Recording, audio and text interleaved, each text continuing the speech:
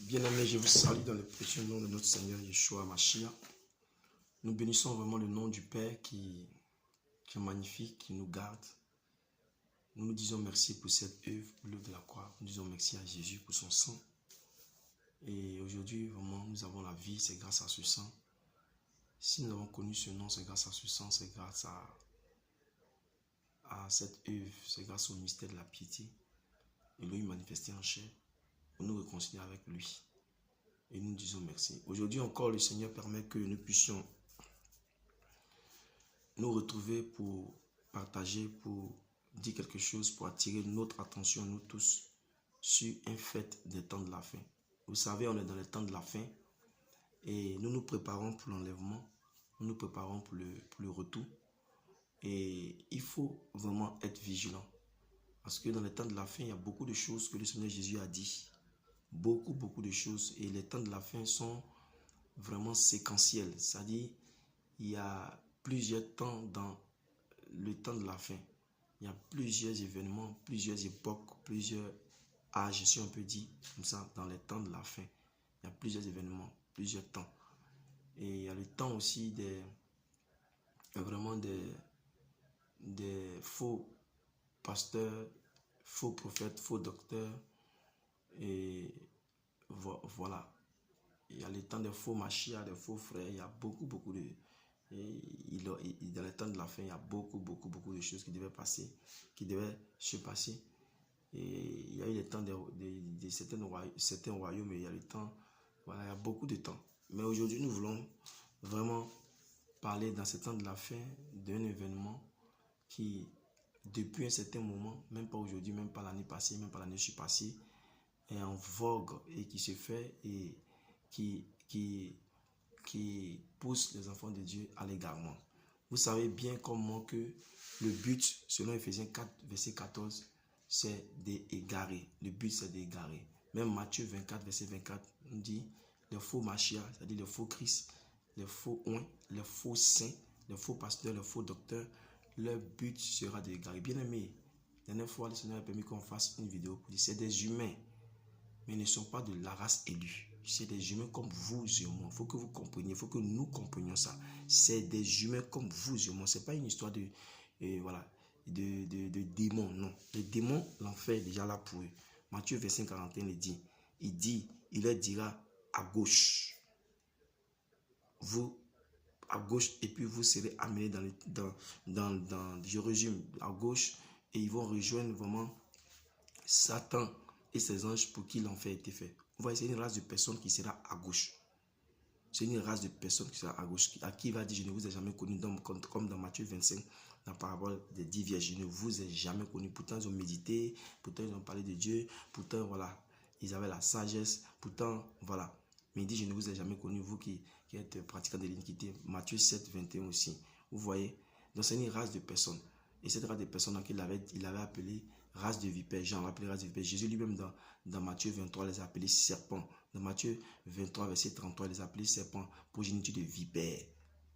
Voilà. Et c'est des gens qui sont destinés à l'enfer. C'est pas que les démons, il y a des gens, cette race-là, ils sont destinés à l'enfer. Il faut bien lire, lisons bien nos Bibles. Ils sont destinés à l'enfer. Et eux, qu'est-ce qu'ils font? Comme les pharisiens. Qu'est-ce qu'ils font? C'est la même race que les pharisiens. Ils forment des gens pour en faire des prosélytes. Et après, ils deviennent membres de la GN, membres de l'étang de feu pour les envoyer. Ils forment des gens pour les envoyer à l'enfer. Donc ce sont des humains, donc ouvrons bien nos yeux. Et dans ce temps de la fin là, ces gens-là, comme depuis un bon moment, sont actifs. Ils sont vraiment actifs. Et ils emploient beaucoup d'astuces, beaucoup de ruses.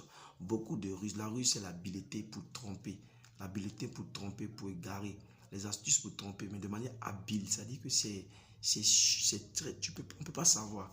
C'est très habile, c'est très bien fait. Il faut la grâce de Dieu pour pouvoir détecter et savoir qu'un tel ou une telle vraiment est de la race de vipères, est de la race de serpents, a été engendré par les serpents. Nous sommes engendrés par Yeshua Mashiach, par Yahweh. Nous avons la semence de Yahweh en nous. Il nous a engendrés. Voilà, comme vous aussi qui écoutez cette vidéo, vous avez été engendré par lui. Nous avons tous été engendrés par lui. Mais il y a une race aussi sur la terre qui a été engendrée par le serpent, qui est la semence du serpent, qui est née du serpent. C'est ça la race, c'est ça la polygéniture, les enfants de Dieu. Donc, vous voyez, il y a les enfants de Dieu et les enfants de Satan.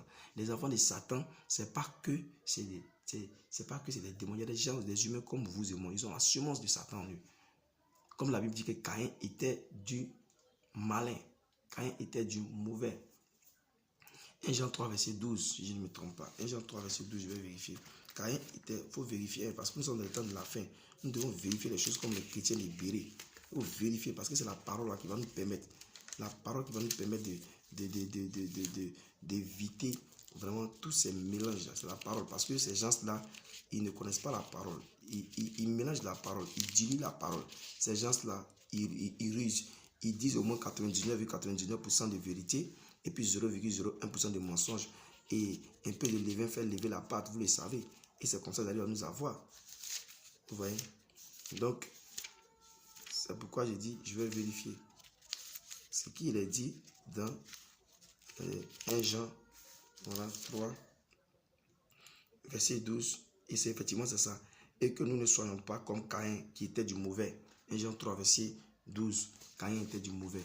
Vous voyez dans la première famille que lorsque l'être humain a commencé à se multiplier sur la terre, comme le Seigneur a demandé dans Genèse 1, verset 26 à 27, il a dit multipliez-vous, dominez tout ça. Lorsque l'être humain a commencé son règne sur la terre, à se multiplier pour régner sur la terre, on voit qu'il y avait deux races.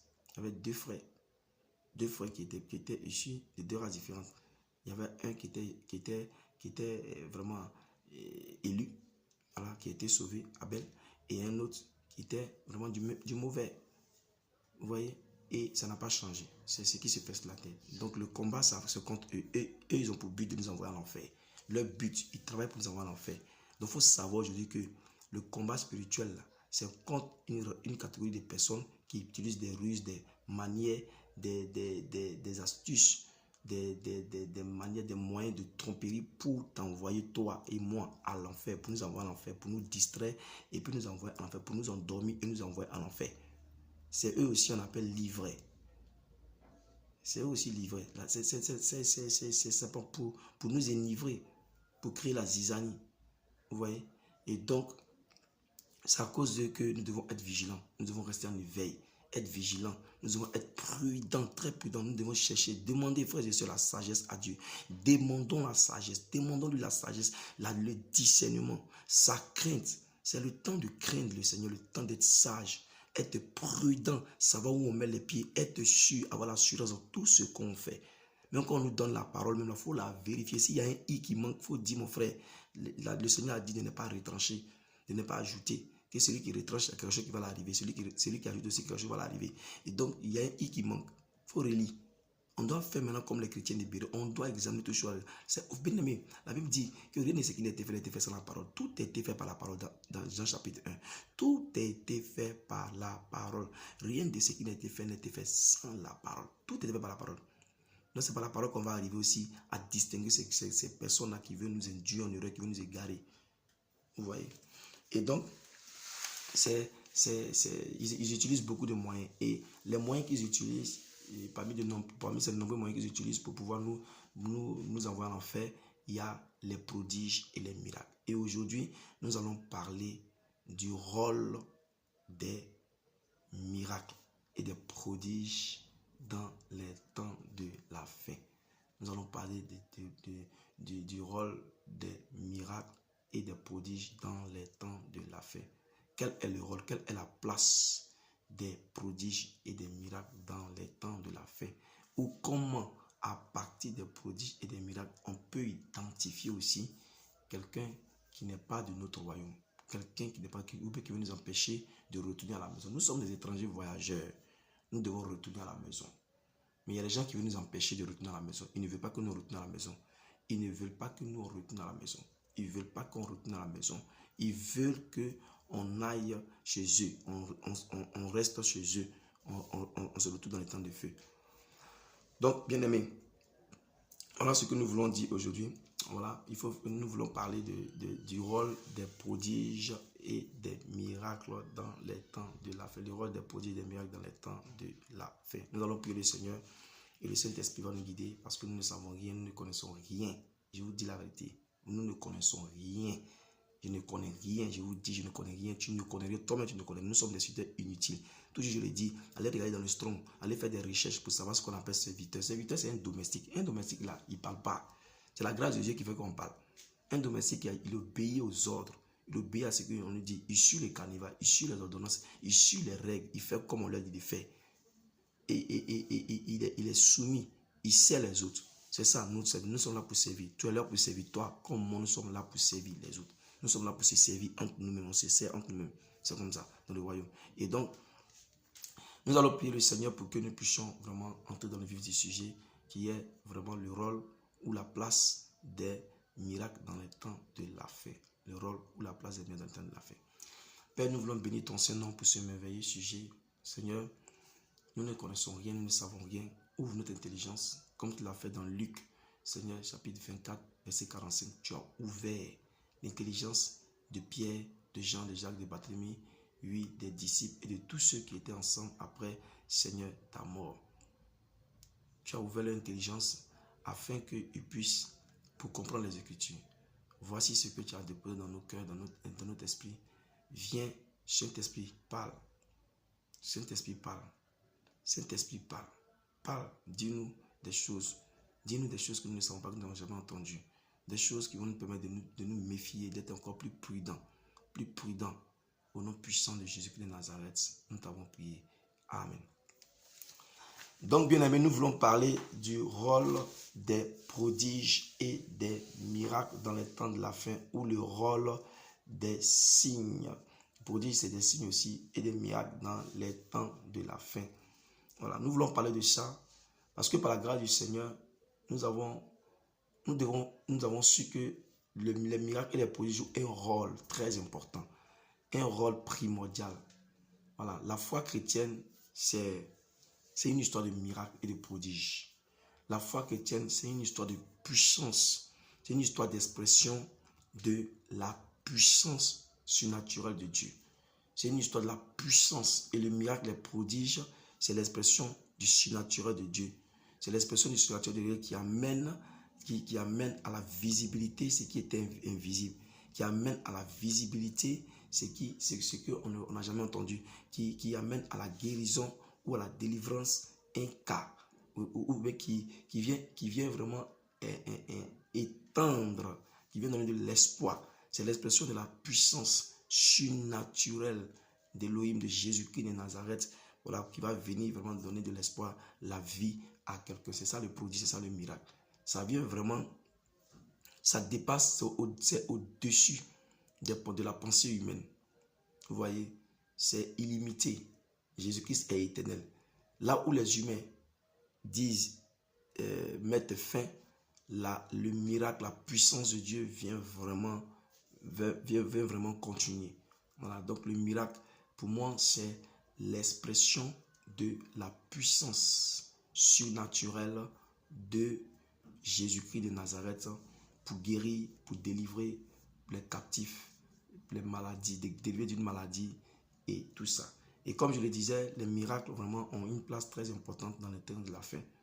Nous avons constaté ça et vous le constatez qu'aujourd'hui, il y a tellement de maladies. Les maladies poussent de jour en jour comme des champignons. Les maladies poussent, il y a tellement de cas, tellement de souffrances, bien-aimés. Et ça fait tellement mal au cœur. Parce que quand on voit des gens souvent qu'on est insensible, c'est pourquoi nous prions le Seigneur pour que le Seigneur vraiment puisse, dans sa grâce, sauver. Je vous l'ai dit, il y a tellement de cas, tellement de problèmes dans nos familles, tellement de situations qu'on ne comprend pas. Et on a besoin de miracles. On a besoin d'un coup de pouce surnaturel. On a besoin qu'une puissance surnaturelle vienne nous aider. Parce que humainement, parce que naturellement, on n'en peut pas. Parce que naturellement, on ne peut pas. Les médecins même, les chercheurs et tout ça, de la médecine, même les marabouts, les féticheurs ne peuvent plus. Bah oui. Parce que quand eux, ils font même, après, ça revient encore à la normale. La maladie ne part pas définitivement. Donc, on a besoin d'un coup de pouce. On a besoin d'une expression du surnaturel de Dieu, du Créateur. Il y a tellement de cas, bien-aimés, tellement de maladies. tellement de maladies bizarres qui ont des noms bizarres. Et on est chaque fois en train de souffrir. Des gens pleurent. Des gens sont sur leur couche et ça pleure. Les gens n'arrivent pas à dormir les nuits. Des gens sont oppressés. Des gens souffrent. Des gens souffrent dans le secret. Des gens souffrent. Si toi, tu ne souffres pas, je te dis, des gens souffrent. Prie pour ceux qui souffrent. Il y a des prisonniers, il y a des gens qui sont incarcérés injustement. Voilà. Il y a des femmes, pour accoucher même, c'est compliqué. Elles accouchent, tellement elles se nourrissent mal, elles accouchent avec des problèmes. Les enfants ont des problèmes, déformations, tous ces trucs. Il y a tellement de cas de maladies. Des gens qui ont des plaies, l'ulcère de brûlis. Et tout ça, on ne sait même pas où ça quitte. Mais on sait que il y a les ténèbres et il y a la prophétie aussi biblique qui s'accomplit. Et tout ça à cause de la rébellion de l'être humain, à cause de ce que l'être humain a abandonné, l'être humain est livré à lui-même, à ses propres problèmes et tout ça. Et c'est que lui-même l'a inventé. Voilà. Donc, on a besoin de miracles. Et donc, vous comprenez avec moi que aujourd'hui, dans le monde dans lequel nous sommes, nous devons marcher avec la puissance. Nous devons avoir des miracles. Nous devons marcher. Et tout le monde court après les miracles. Tout le monde cherche les miracles. Tout le monde cherche les miracles. Mais nous disons la place des miracles parce que, bien aimé, nous voulons vous dire, il y a deux types de miracles. Je vous ai dit tout à l'heure, il y a deux races. Il y a les miracles qui proviennent de la race de vipères. Il y a les miracles qui proviennent de la race élue. Il y a deux types de prodiges et de miracles. Il y a les miracles qui proviennent de la race de vipères et les miracles qui proviennent de la race élue. La race de vipères, je vous ai dit, ne croyez pas que c'est une histoire des pharisiens. Non. Les pharisiens font partie de la race des vipères. Pharisiens, sadducéens et scribes font partie de la race de vipères. Et c'est pourquoi le Seigneur a pris tout ce temps-là pour nous parler d'eux, pour que nous puissions identifier la race des vipères à travers les pharisiens. Voilà, c'est parce que pour identifier la race des vipères à travers les pharisiens. Sinon, c'est une race. Et eux aussi, ils ont leur père, ils ont leurs semences, ils ont leurs activités et tout ça. Et nous, dans notre royaume, nous sommes dans notre Trinité, on a notre Père qui est au ciel, comme Matthieu 6 le dit. Matthieu 6, la prière du Seigneur. Notre Père qui est au ciel, voilà. Et voilà, qui agit continuellement dans nos vies. Donc, eux aussi font des miracles. Donc, il y a deux types de prodiges et de miracles. Il y a deux sortes de prodiges et de miracles. Il y a des miracles qui proviennent de cette catégorie de personnes. Et il y a des prodiges et des miracles qui proviennent de la race élue. Et nous voulons aujourd'hui nous voulons, par la grâce du Saint-Esprit, pas identifier la race de vipère, nous l'avons déjà fait par la grâce du Saint-Esprit, mais nous voulons montrer le rôle des miracles et des prodiges dans les temps de la fin provenant de cette catégorie de personnes. Le roi des miracles provenant de la race élue aussi. Nous voulons aujourd'hui montrer le rôle que jouent les miracles du côté de la race élue et le rôle que jouent les miracles du côté de la race de vipères, afin que nous puissions vraiment nous orienter, afin que nous ne puissions pas nous laisser balloter, afin que nous ne puissions pas tomber dans l'égarement, afin que nous ne puissions pas abandonner Christ, afin que nous ne puissions pas abandonner notre relation, notre intimité avec Christ. Voilà. Et donc, pour ce faire, nous allons prendre la parole et nous allons commencer à lire dans le livre de Matthieu 24. Matthieu chapitre 24. Comme nous avons dit, nous parlons vraiment du rôle des prodiges et des miracles dans les temps de la fin. Il y a les miracles qui proviennent de la race des vipères, de cette catégorie de personnes, d'êtres humains qui sont aussi sur la terre avec nous. Et il y a des miracles aussi qui proviennent nous allons voir le rôle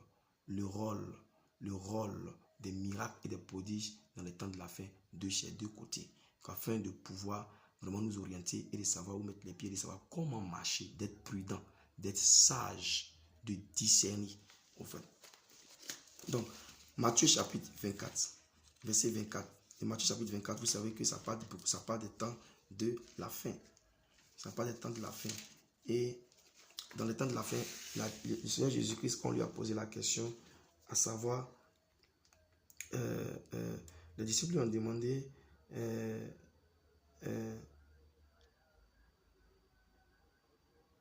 ils lui ont dit, est-ce qu'ils voient, ils lui ont fait la remarque, est-ce qu'ils voient ces constructions du temple de Salomon et tout ça, qui était bien construit et tout ça, un temple vraiment qui était pour la gloire de Yahweh. Et il a répondu au verset 2, Matthieu chapitre 24. Voilà, je lis dans la Bible, il dit, mais Yeshua le dit, Yeshua c'est Jésus, et vous, voyez-vous bien toutes ces choses, amen, je vous le dis, il ne restera pas, il ne sera laissé ici pierre sur pierre, qu'il ne soit démoli. Vous voyez, et les disciples interrogent Yeshua, ils l'ont interrogé, il parlait maintenant des temps de la fin à partir du verset 4, il parlait des temps de la fin à partir du verset 4, les temps de la fin, voilà. Et arrivé au verset 11, il dit, on va parler d'une période dans les temps de la fin où il va apparaître beaucoup de faux prophètes. Et voilà. Et il dit, et beaucoup de faux prophètes s'élèveront et égareront plusieurs. Au verset 11. Vous voyez. Et au verset 24, il va dire quelque chose. Ça, c'est le temps des faux prophètes et des trucs.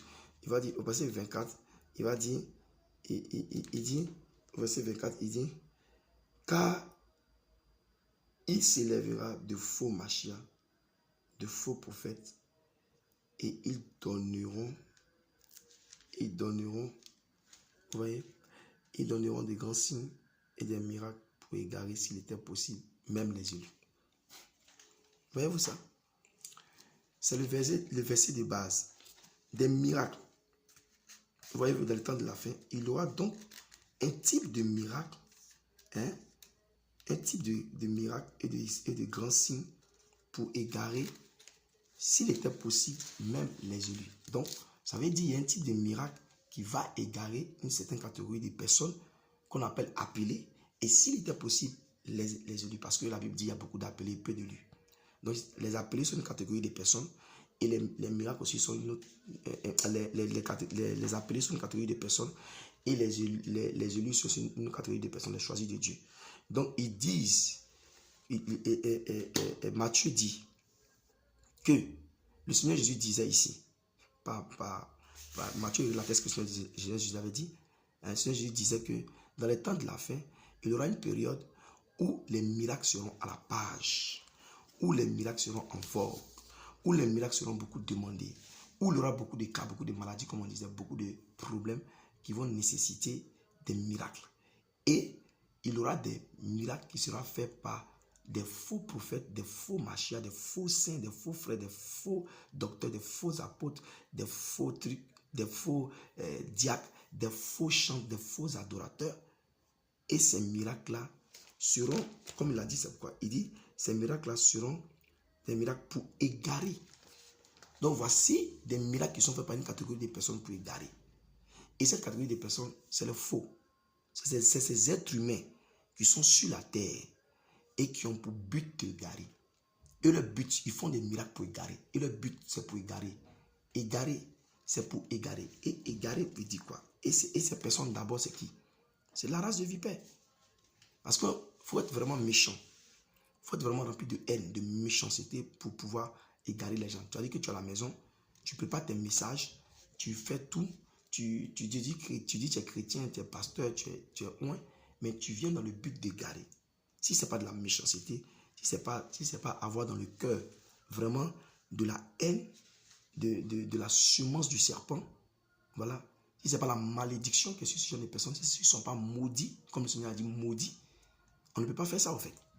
On ne peut pas méditer et puis vouloir le mal comme ça de quelqu'un. A dit méditer, organiser, faire même un miracle pour que la personne soit égarée. Faire un miracle pour que la personne soit égarée. Faire un miracle pour que les produits, les miracles pour égarer. Et vous savez ce que ça veut dire égarer? Je vais vous dire.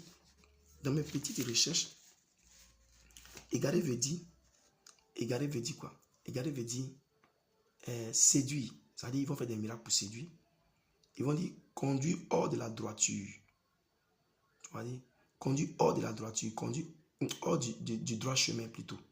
Or le chemin c'est qui? Jésus-Christ c'est le chemin. Donc le droit chemin c'est Jésus-Christ. Donc conduire hors de Jésus-Christ. Il dit que conduire hors de la vérité. Et la vérité c'est Jésus-Christ. Donc c'est conduire hors de la vérité. C'est mener à l'erreur, c'est tromper. Vous voyez?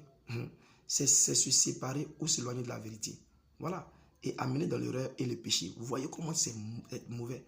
Donc le but aujourd'hui, d'une catégorie de personnes sur la terre, sur le globe terrestre, dans les 4 coins du monde, c'est de faire des miracles pour amener dans l'erreur et le péché, pour séparer une autre catégorie de personnes et les éloigner de Jésus-Christ, pour briser leur intimité, leur rapport avec le Christ. Donc, bien aimé, ce n'est pas tout le monde qui est sur la terre là, ce n'est pas tous les êtres humains qui sont sur la terre qui ont pour but de manifester l'amour, ou bien ce n'est pas tous les hommes de Dieu qui font des miracles dans le sens de vraiment guérir ou d'envoyer dans le royaume. Non. Voici une catégorie de miracles faits par une catégorie de personnes qui vient pour égarer, qui vient pour ramener les gens, amener dans l'erreur et le péché, pour conduire hors du droit chemin, pour conduire hors de la vérité. Vous voyez comment c'est ce qu'on vous disait tout à l'heure. Il y a 2 catégories de personnes. 2 catégories de personnes et 2 types de miracles. Voici des miracles qui conduisent à l'égarement. Donc faites attention. Faites attention. Et nous allons prendre la Bible. Nous allons prendre la Bible dans le livre pour voir un autre type de miracle. Quand on vous disait qu'il y a 2 types de prodiges et de miracles, si on veut classer, il y a 2 types de prodiges ou 2 sortes de prodiges et de miracles. Il y a des miracles qui conduisent, comme on l'a vu tout à l'heure, hors du chemin, du droit chemin, du chemin de la vérité, qui amène à se séparer ou s'éloigner de Christ, Jésus-Christ, de l'intimité, pour ne pas avoir une intimité. Voilà, parce que le but de ces personnes-là, ce n'est pas que nous on ait une intimité, c'est qu'on puisse les suivre. Voilà, qu'on puisse les suivre. Voilà, donc si on prend Matthieu 15, verset 30 à 31, Matthieu chapitre 15, Matthieu chapitre 15, verset 30 à 31, nous allons voir un autre type de miracle. Un autre type de miracle. Vous verrez vraiment qu'il y a 2 types de miracles. Donc, nous avons vu tout à l'heure un type de miracle qui conduit à égarer, à s'éloigner de Jésus-Christ, à nous mettre hors du droit chemin, à nous mettre hors à nous mettre hors de la vérité, à nous conduire hors du droit chemin, à nous conduire hors de la vérité. Vous voyez, à nous séparer de la vérité, de l'intimité, à nous amener dans l'erreur, la tromperie et le péché. Voilà. Et maintenant, nous allons voir un autre type de miracle. Nous allons prendre 2 textes aussi pour illustrer. Là, nous n'avons plus un texte. Nous allons prendre encore dans Matthieu. Vraiment, le Seigneur nous conduit dans Matthieu. Nous sommes serviteurs de la nouvelle alliance. Donc, nous prenons vraiment, nous sommes édifiés sur le fondement, vous le savez, Ephésiens 2, verset 20, sur le fondement des apôtres et des prophètes, dont Jésus-Christ est la pierre angulaire, parce que les apôtres et les prophètes parlent de Jésus-Christ. Donc, nous nous référons à tout ce que Jésus a dit au travers des apôtres et des prophètes, parlant de lui et parlant de lui, de ce qu'il a dit sur le monde par les apôtres et les prophètes. Voilà. Et c'est ce que nous faisons. Donc, voilà ce que Matthieu chapitre 15, verset 30 à 31 dit. Il dit, et de grandes foules s'approchaient de lui, ayant avec elles des boiteux, des aveugles, des muets, des estropiés, beaucoup d'autres, et il les jetait aux pieds de Yeshua, de Jésus, et les guérit. De sorte que, au verset 31, les foules étaient dans l'admiration de voir les muets parler, et les estropiés étaient guéris, que les boiteux marchaient, et les aveugles voyaient, et elles glorifiaient l'Élohim d'Israël. Donc voici un type de miracle fait par Jésus-Christ de Nazareth. L'Esprit de Jésus-Christ, en lui était toute la plénitude de la divinité. Un type de miracle qui est fait, qui donne gloire à Elohim, notre Père, le Créateur des cieux et de la terre. Un type de miracle qui est fait, qui donne gloire à Yeshua, à Mashiach. Un type de miracle qui est fait, qui ramène vers le Créateur, Jésus-Christ de Nazareth, qui ramène vers Elohim, Yeshua, Hamashiach, Yahweh, le Yod et Wav et le Bereshit, Bara Elohim. Un type de miracle qui est fait, qui amène, qui pousse ceux qui ont été délivrés et guéris à Jésus. Or, notre type de miracle qui est fait et qui pour séparer de Jésus, pour séparer du Créateur. Voilà un type de miracle qui est fait pour envoyer la Créateur. Donc, vous voyez la différence? Les miracles qui sont faits, qui poussent les gens à aller vers Jésus, qui poussent les gens vraiment à chercher Jésus, à vouloir rester avec lui. Nous avons un autre test encore. Nous allons prendre 2 tests pour vous montrer. Il y a plusieurs tests. Nous allons prendre 2 tests parce que nous n'avons pas assez de temps. Regardez encore dans Marc. Marc chapitre 5, verset 18. Dans le livre de Marc. Marc chapitre 5. Voilà. Dans le livre de Marc chapitre 5, verset 18, il est question du fou de Gadara. Vous voyez? Et Marc chapitre 5, verset 18. Attendez, je vois. Voilà, attention, attention. Voilà. Marc chapitre 5, verset 18. Voilà. Attention, excusez-moi. Marc chapitre 5, verset 18. Il est question ici d'un démoniaque, voilà, qui est délivré par Jésus-Christ à Gadara, c'est-à-dire le fou de Gadara. Et au verset 18, on lui dit, je ne vais pas vous lire toute l'histoire, vous connaissez toute l'histoire, je sais que vous méditez beaucoup, plus que moi-même, gloire au Seigneur pour ça. Voilà. Et il est dit, et comme il montait dans le bateau, celui qui avait été démoniaque le suppliait de lui permettre de rester avec lui. Voilà, bien-aimé. Ah, il est guéri et il supplie Jésus de rester avec lui. Il est guéri et l'esprit de Jésus qui l'a guéri, la puissance qu'il a guéri, le pousse à vouloir rester avec Jésus, à rester près de Jésus, avec Jésus, à rester en Jésus et Jésus va rester en lui, à avoir un lien avec Jésus, avoir une intimité avec Jésus. Or, l'autre type de miracle-là vise à nous conduire hors du droit chemin, vise à nous séparer ou à nous éloigner de Jésus-Christ. Maintenant, voici un type de miracle qui nous amène à rester avec Jésus. Vous voyez la différence? Vous voyez la nuance? Vous voyez la nuance, bien-aimé? Est-ce que vous voyez la nuance? Donc, faisons beaucoup attention. Ce n'est pas tous les miracles. Donc, ça veut dire logiquement, dans le royaume des cieux, tout miracle qui est fait doit nous amener à nous rapprocher de Jésus, doit créer en nous le résultat, l'impact de cet esprit-là. Le fruit de l'esprit, c'est quoi? C'est l'amour, c'est la paix, la joie. Et le fruit dont on parle, le mot fruit ne veut pas dire action, non. Ce n'est pas ce qu'on pose comme action, ce n'est pas une semence, non. C'est le résultat d'une semence, non. C'est l'effet. L'effet de l'esprit, ça veut dire, si on veut traduire terre à terre, si vous faites des recherches, vous allez voir, faites des recherches, vous allez voir sur ce verset. Ça veut dire ici que l'effet de l'esprit, c'est l'amour. Donc l'esprit en nous produit l'amour, qu'on puisse aimer Dieu, il nous amène vers Dieu, à aimer Dieu, il nous pousse à aimer Dieu, à avoir une relation d'amour avec Dieu. Entre l'époux et l'épouse, vous voyez, avoir une intimité, avoir une relation et à aimer notre prochain comme nous-mêmes. Voici les bons miracles, voici les bons prodiges et les miracles. Voici un type de miracle qui vise à nous rapprocher de la vérité, qui nous amène à nous rapprocher de la vérité et donc à nous éloigner de l'erreur et du péché, de la tromperie, de la ruse, qui nous pousse à être prudents, mais qui nous pousse en un mot, qui nous amène, voilà, qui nous conduit à nous approcher de la vérité, qui nous rapproche de Jésus-Christ. Donc, il y a des types de miracles qui rapprochent de Jésus-Christ. Il y a des types de miracles et de prodiges qui rapprochent de Jésus-Christ. Et il y a des types de miracles qui nous séparent, nous éloignent de Jésus-Christ, au point de nous amener dans l'erreur, dans la tromperie, dans le péché. Il nous conduit hors du droit chemin.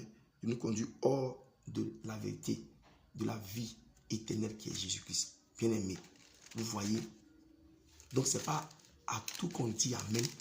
Ce n'est pas tous les aides sont de Dieu. On a lu ici, Jésus-Christ a fait des miracles. Et voici une autre catégorie de personnes que Matthieu 24 dit, le même Jésus-Christ dit, ils vont arriver dans les temps de la fin. Et les temps de la fin, ça a commencé depuis acte 2. Dans les derniers temps, je répandais mon esprit, il a répandu son esprit depuis acte 2. Donc, depuis ce temps-là, les faux machia, les faux trucs sont déjà là. C'est des êtres humains, ils sont là. Et les pharisiens font partie de ces groupes, les races-là. Et ils sont là pour combattre la vérité, pour nous séparer de la vérité. Mais comment? Quand tu vas comprendre que tu es dans une assemblée et que les miracles, la vie de cette assemblée, tout ce qui se fait dans cette assemblée, t'éloigne de Jésus-Christ, t'empêche d'avoir une intimité, t'empêche d'aimer Jésus, t'empêche si ça n'augmente pas ton amour de plus en plus pour Jésus, ou ça ne te rapproche pas de Jésus, pose-toi des questions.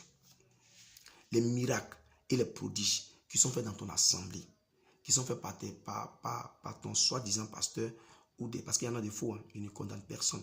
Je ne suis pas Dieu, je ne condamne personne. Moi-même qui suis assis ici, là, j'ai mes problèmes. Moi aussi, je fais mes petits efforts quand même par le Saint-Esprit. je ne connais personne, mais je dis, c'est la vérité, vous le savez, vous le voyez même. Il y a tellement de faux, et ils sont beaucoup, cette catégorie de personnes. Dans la vidéo précédente, on a essayé de parler de ça. Ils sont tellement nombreux, mais la race élue, ils sont peu. La race de vipères, ceux-là, ils sont nombreux. Jean a dit dans Jean 3, verset 7, il voyait venir à lui, à son baptême, beaucoup de pharisiens, de sadducéens. Il a dit race de vipères, progéniture de vipères. Vous voyez? Donc, ils sont beaucoup. Et, étant beaucoup, voilà, ils nous distraient avec leur éloquence, pensant, quand ils parlent, on a compris qu'ils sont sages. Non, ce n'est pas la sagesse, c'est l'éloquence. Leur manière de s'habiller, leur manière d'organiser des programmes pour contrôler de manière excessive, tout le temps. Il y a prière matin, il y a prière à midi, il y a prière le soir, tu quittes au boulot, tu viens, tu es fatigué, tu dois t'occuper des enfants, ton mari ou bien ta femme, et tout ça. Après, tu vas dormir parce que tu as prié. En fait, ton intimité, c'est avec eux.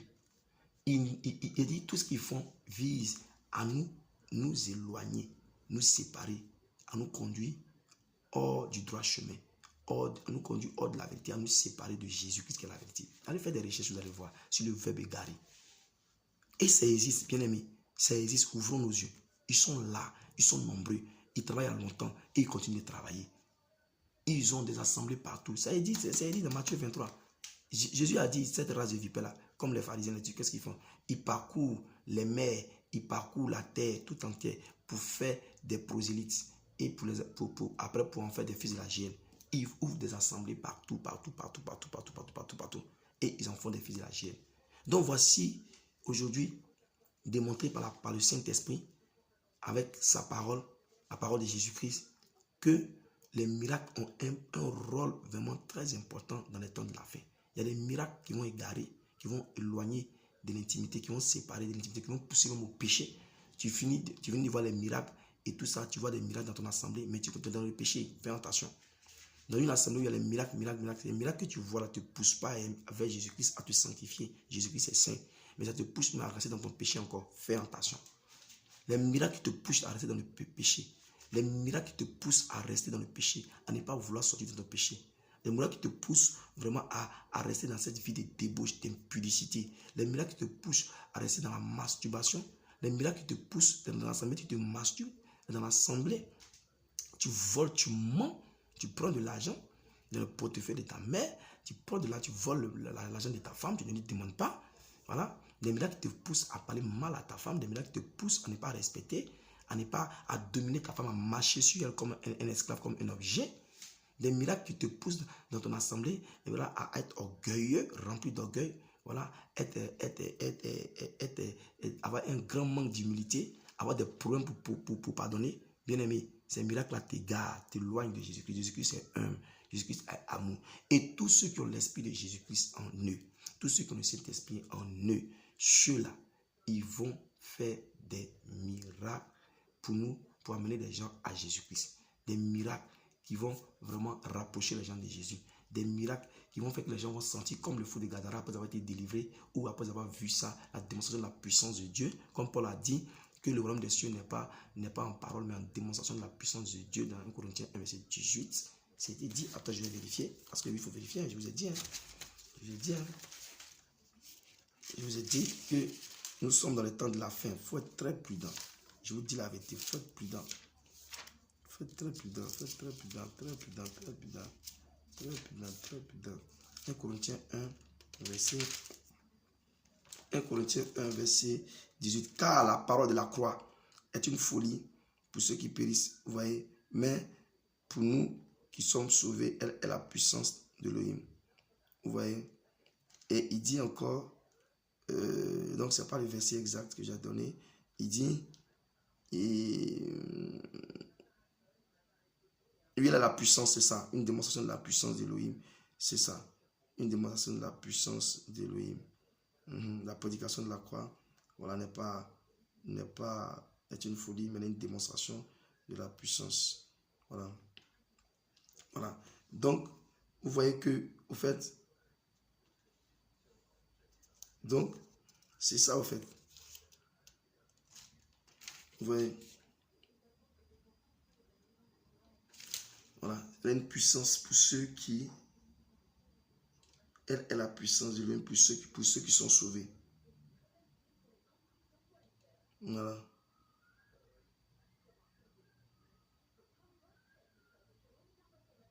Donc, il y a deux types de miracles. Donc, faisons attention. Ce n'est pas tous les miracles qui ont un bon effet sur nous. Ce n'est pas tous les miracles qui ont un résultat et un bon impact sur nous. Les miracles qui sont faits par l'Esprit de Dieu ont un impact pour nous rapprocher de Jésus. Les miracles qui sont faits par l'esprit de l'homme impie, les fils de la perdition, voilà, l'esprit de la bête, ont un impact pour nous éloigner, pour nous séparer de Jésus. Donc, bien-aimés, faisons beaucoup attention. Faisons beaucoup attention.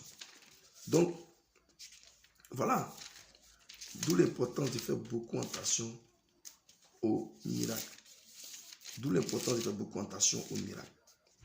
D'où l'importance de faire beaucoup attention aux miracles. Et voici ce que l'Esprit dit. Voici ce que l'Esprit dit dans les derniers temps. Voilà. L'Esprit dit, hier le Seigneur me disait qu'il n'a pas dit de nous attacher aux miracles. On peut aimer les miracles, c'est vrai, parce qu'il est Dieu, le Dieu des miracles. Mais on ne s'attache pas aux miracles, on s'attache à Jésus. Celui qui aime le miracle plus que Jésus va se faire avoir par le miracle.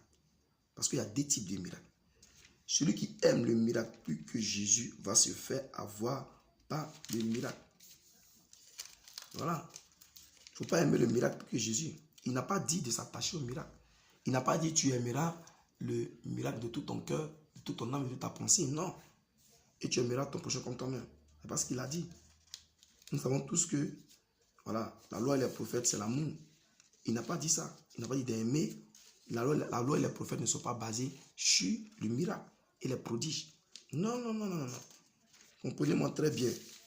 Vous pouvez aimer les miracles parce que le Dieu même que vous adorez est un Dieu de miracles.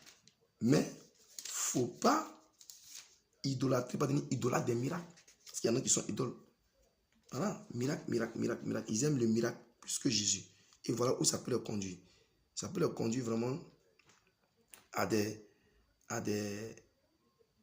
personnes, voilà, qui font des miracles dans le sens d'égarer. Pour égarer de la vérité. Pour conduire hors de la vérité. Vous comprenez? Voilà. Merci Seigneur. Saint-Esprit m'a repris. Je m'étais trompé de verset. J'avais dit 1 Corinthiens 1 verset 18. Non, c'est 1 Corinthiens 4 verset 20 qui dit « Car le royaume d'Élohim n'est pas en parole, mais en puissance. » Voilà. Ce n'est pas en parole, mais c'est en puissance. Et la puissance, c'est elle qui vient faire le miracle. Mais le miracle que le royaume d'Élohim, le Saint-Esprit fait, le royaume d'Élohim, c'est le Saint-Esprit. Le royaume de Dieu, c'est Jésus-Christ. Voilà. Le royaume d'Élohim, Élohim, c'est Dieu. Dieu est esprit, donc c'est le royaume de l'esprit. Et le royaume de l'esprit, c'est le Saint-Esprit. L'âme, c'est l'action du Saint-Esprit. C'est la démonstration de la puissance du Saint-Esprit. La puissance, c'est l'action du surnaturel du Saint-Esprit dans la vie de autrui. Et c'est pas en parole, mais en démonstration. Donc l'esprit démontre. Mais dans ces derniers temps aussi, il y en a qui vont venir démontrer les choses. Ils vont aussi faire des prodiges, des miracles, ils vont démontrer. Mais eux, leur démonstration, voilà, sera pour éloigner de Jésus-Christ. Celui qui a versé son sang, c'est pour l'éloigner, de conduire hors de l'intimité avec Jésus-Christ. C'est-à-dire que nous séparer de Jésus-Christ. On devons nous rapprocher de plus en plus, être intime tous les jours, de plus en plus, nous devons monter dans l'intimité avec Jésus-Christ. C'est ça le royaume des cieux. C'est l'intimité. Jésus-Christ vient chercher l'époux. Si tu n'es pas époux, si tu n'es pas membre du royaume, que tu es membre d'une assemblée, tu es actif dans une assemblée locale et que tu n'es pas actif dans le royaume, bien aimé, revois-toi. Tout ça aussi là, c'est l'impact que les prodiges et les miracles qui se font dans le lieu où tu es. Il dit, les prodiges et les miracles se font. Qu'est-ce que ça fait? Qu'est-ce que ça produit en toi? Quel effet ça te fait? Est-ce que ça t'amène à chercher Jésus-Christ tout le temps? Vous voyez? Donc si vous lisez, je ne vais pas lire, le temps est parti. Si vous lisez dans Deutéronome 6, 4, 9, vous lisez dans Matthieu 22, verset 37, si vous lisez dans Marc 12, 29, vous verrez que Jésus n'a pas dit de s'attacher au miracle. Vous voyez que le plus grand commandement, qui est l'amour, qui est la vertu de notre Créateur, qui a créé sur la terre, qui a créé le vent, la lune, les étoiles, qui a créé le soleil, qui a tout fait. Oh, celui-là, même qui a fait tout par sa parole, par sa puissance, par la puissance de sa parole. il n'a pas dit d'aimer les miracles plus que lui. Non. On peut aimer les miracles parce qu'il est un Dieu de miracles. Oui. Sa parole, c'est le miracle. Son nom s'appelle la parole de lui. Et la parole du Saint-Esprit, c'est le miracle. C'est le miracle. Mais il ne faut pas aimer le miracle plus que lui-même.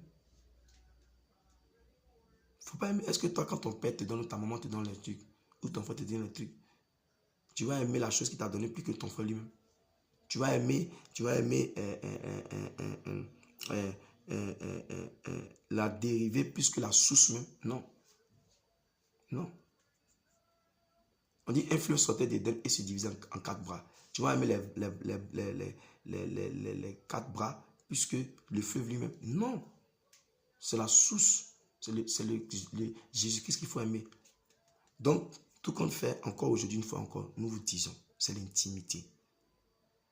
Quand on est intime avec Jésus-Christ de Nazareth, on ne peut pas aimer les miracles pour tomber dans le piège, la ruse, la malice de ces faux saints, ces faux frères, ces faux êtres humains, ces êtres humains qui sont déguisés, des loups déguisés, voilà, des agneaux déguisés, et puis pour nous induire, pour nous envoyer en enfer. Leur but, c'est de nous envoyer en enfer.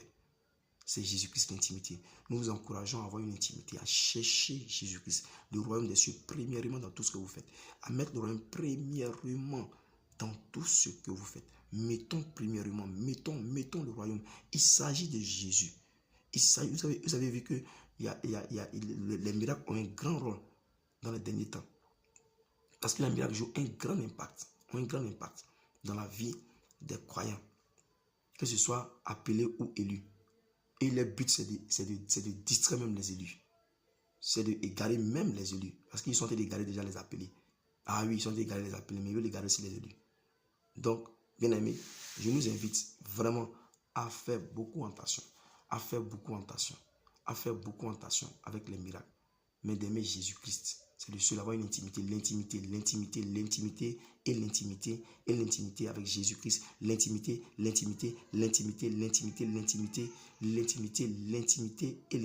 avec Jésus-Christ de Nazareth. Que son nom soit béni. Père, nous bénissons ton nom, aide-nous à être intime avec toi, à te chercher afin de ne pas tomber dans le piège, la ruse de ces faux prophètes, de ces faux docteurs, de ces faux pasteurs, de ces cupides, ces hommes cupides qui ont pour souci, Seigneur, de s'enrichir et de nous emmener, Seigneur, à l'enfer. Aide-nous, Seigneur, à nous accrocher à toi, à rester à tes pieds comme Marie, qui a choisi, oui, cette part qui est nécessaire et qui ne lui sera jamais ôtée. Seigneur, merci. Parce que tu n'as pas changé. À toi la gloire, au nom de Yeshua Mashiach. Amen.